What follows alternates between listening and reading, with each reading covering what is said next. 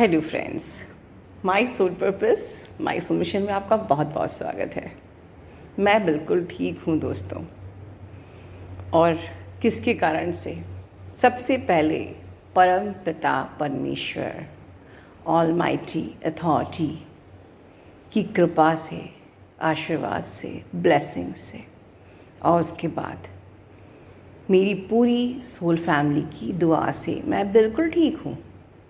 ठीक है, इसलिए एक तो मुझे ऑर्डर है ऑलमाइटी अथॉरिटी का कि काम नहीं रोकना है, काम करते जाना है, उत्थान करना है सभी आत्माओं का।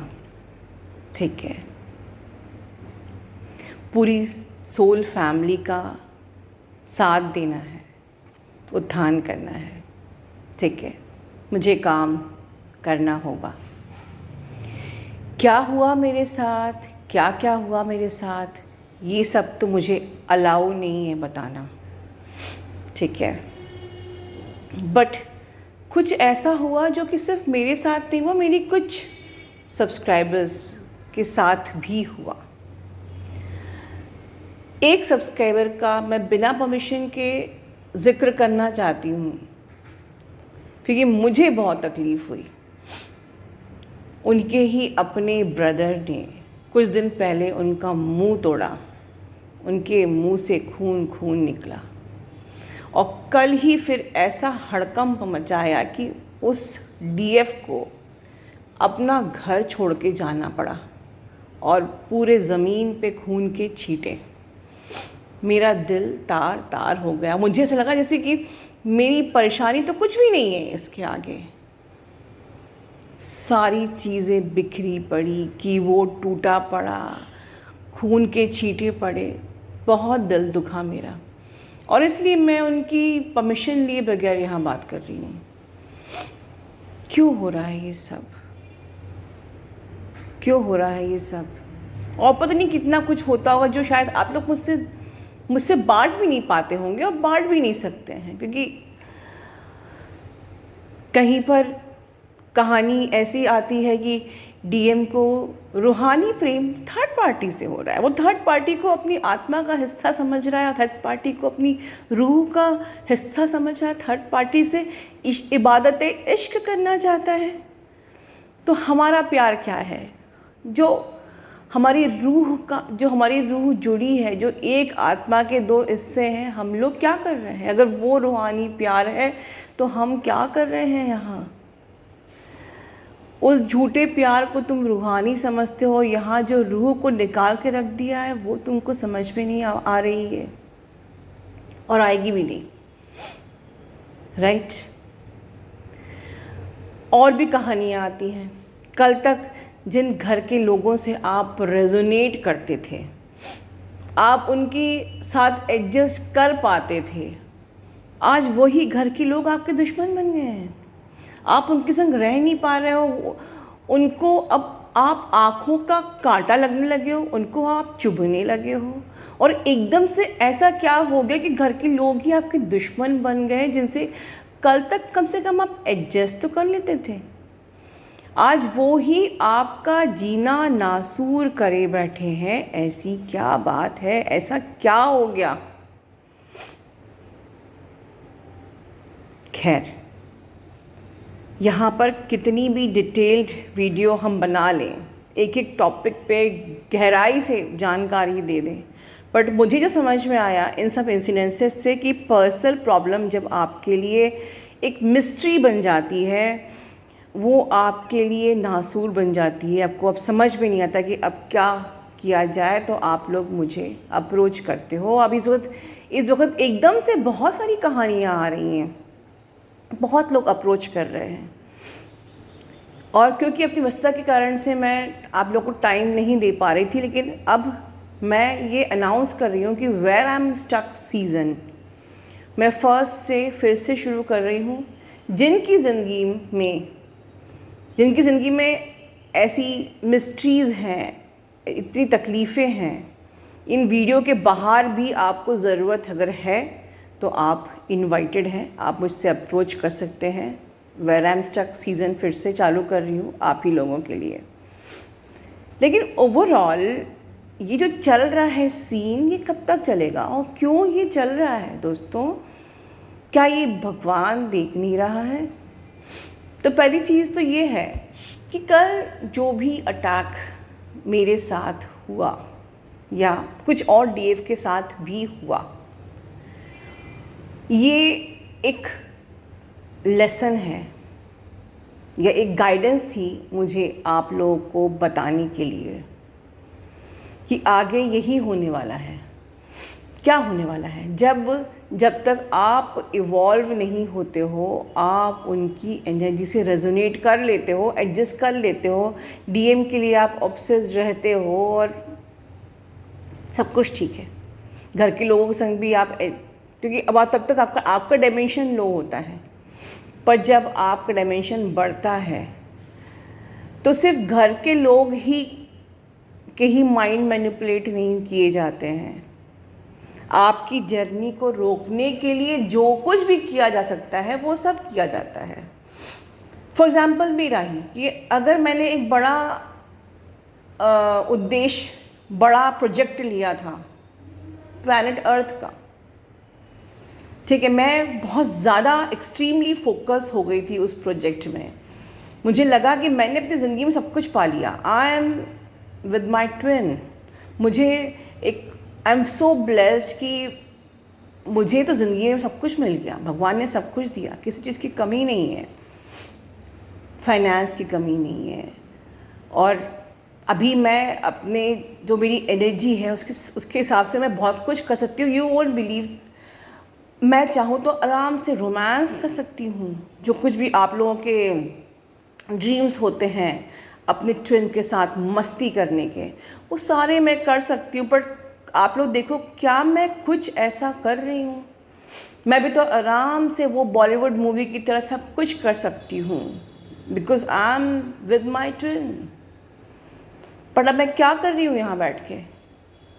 आफ्टर मैरिज मैं आराम से अपनी ट्विन जर्नी को एंजॉय कर सकती हूँ, बच्चों के साथ घूम सकती हूँ और अपने सारे मज़े, पब्स, दिस एंड दैट सब कुछ कर सकती हूँ, 3D में मर्ज हो सकती हूँ। बट मैं यहाँ बैठ के आप लोगों के लिए वीडियो बना रही हूँ। आप लोगों को जहाँ जहाँ दिक्कतें हो रही हैं, डिटेल्ड वीडियो बना रही हूँ, एक एडवाइस दे रही हूँ, कहाँ कहाँ वार्निंग है वहाँ आपको अलार्म कर रही हूँ, खुद पे अटैक्स करवा रही हूँ। मैंने बताया था पहले आपको, मेरे को बहुत सारी चोटें भी आई थी, बड़े बड़े टीयर्स हो चुके, लिगामेंट टीयर्स हो चुके, मेनिस्कल टीयर हो चुके। मेरे राइट हैंड जिसमें मेन काम करते हैं उस पर बड़ी सी इंजरी हुई और उसके बाद अभी मेरे घर पर अटैक। बहुत कुछ हो रहा है। मैं क्यों कर रही हूँ ये सब? मैं तो अपने ट्विन के साथ हूँ ना। फिर ये सब क्या हो रहा है? क्या मैं पागल हूँ जो मैं इतना सब लगी हूँ आप लोगों के लिए? क्योंकि मुझे पता है कि इस जर्नी का अल्टीमेट मकसद सिर्फ आपके ट्विन से आपको दिलवाना नहीं है। मैं रोज़ डीएम एनर्जी और इनफैक्ट यस, डीएम एनर्जी से मैं एक बात बोलूँगी, मुझे आज भी मॉर्निंग में डीएम एनर्जी रिसीव हुई थी। इसमें मुझे चैनलिंग करना था, बट मैंने चुना है पहले इस टॉपिक को। होपफुली शाम तक मैं वो एनर्जी आपको डालूँ। बट मैं बैठ के मैं सिर्फ आपको डीएफ तक फोकस रखना नहीं चाहती थी। मैं चाहती थी कि आपकी आत्मा का उत्थान हो, and that is the main soul purpose, life purpose. आप जाने कि आप कहाँ से आए हैं, किसने आपको क्रिएट किया है, कौन आपका रचयिता है और उसने आपको यहाँ क्यों भेजा। एज इफ़ कि आप अपने घर से कहीं बाहर जाते हैं, ट्रेनिंग पे जाते हैं, तो आप उस टाइम पर, हम अपने घर से दिल्ली गए या बॉम्बे गए, वहाँ पर हमको एग्जैक्टली कहाँ जाना है और किस पर्पस के जाना है, वो पर्पस पूरा करके वापस घर लौटना है। तो ये एटलीस्ट जानकारी तो होनी चाहिए आपको, और वो जानकारी मैं आपको देने की कोशिश कर रही थी और साथ में आपकी आत्मा का उत्थान करना चाह रही थी, आपके कार्मिक अकाउंट्स को क्लियर करना चाहती थी। क्योंकि दो ही पर्पस से इंसान इस दुनिया में आता है, एक होता है अपनी आत्मा का उत्थान करना और दूसरा होता है अपने कार्मिक अकाउंट्स को क्लियर करना। इन दो चीज़ों को पूरा करने के लिए, ठीक है। डेफिनेटली जो यूनियन होता है वो थर्ड आई पे होता है। तो थर्ड, जब तक कि आपके सारे ब्लॉकेजेस आपके क्लियर नहीं होते हैं, आपका थर्ड आई भी अच्छे से ओपन नहीं होता है, ठीक है ना। इसीलिए हम लोग कहते हैं शैडो पे काम करिए, शैडो पे काम करिए, अपनी एक एक शैडो को हील करिए, एक एक शैडो को हील करिए। और यही हम करते आए हैं इस दुनिया में। आत्मा का उत्थान कैसे होता है? अपने एक एक शैडो पे काम करके, ठीक है, अपने आप को उस जन्म मरण के फेर से अलग करके, काम क्रोध मद लोभ मोह डिज़ायर सबसे अपने आप को अलग करके, अपनी रियलिटी को समझ के, अपने परमेश्वर को समझ के, अपने परम पिता परमेश्वर को समझ के बस वापस जाना है, ठीक है। बट ये इतना आसान नहीं है, बहुत मेहनत करनी। और इस काम में आपको रोकने वाले बहुत आते हैं। तो अल्टीमेट मुझे बताना क्या था कि मेरे प्रोजेक्ट में मुझे रोकने वाले लोग आए। इसी प्रकार से आपकी संग भी सेम वही एनर्जी इस वक्त चल रही है, ठीक है। आपकी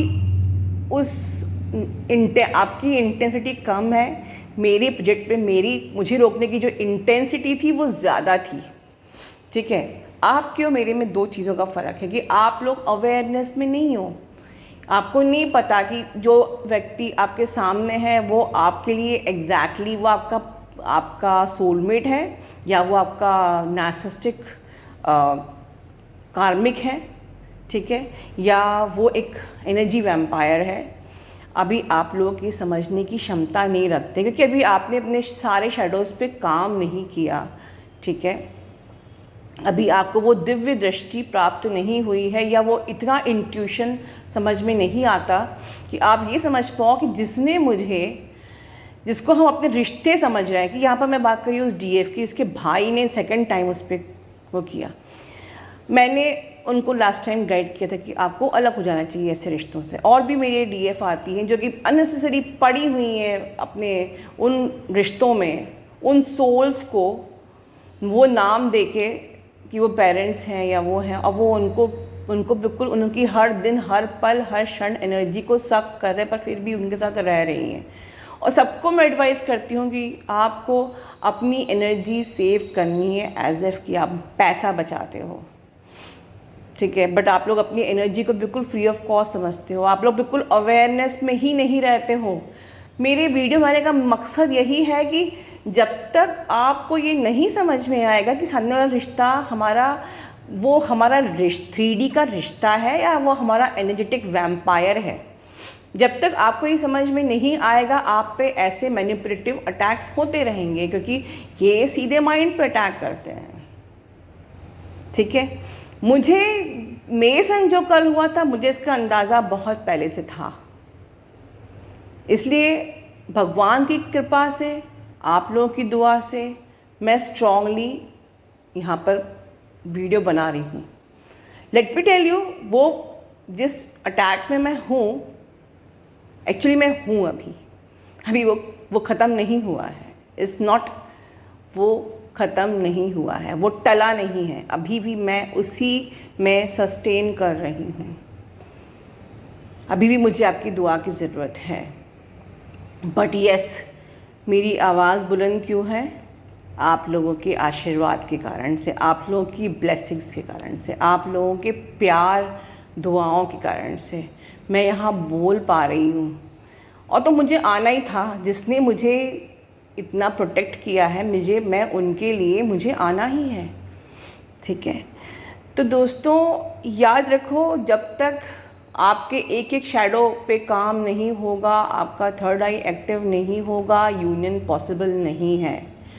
तो पहली चीज़, और यहाँ तक पहुँचने में बहुत सी चीज़ें, बहुत सी शक्तियाँ आपको रोकेंगी। आपकी चॉइस है, आपको रुकना है या आगे बढ़ना है। चॉइस इज़ योर्स, ठीक है। मैं अब इतना ही बोलूँगी, दैट्स इट।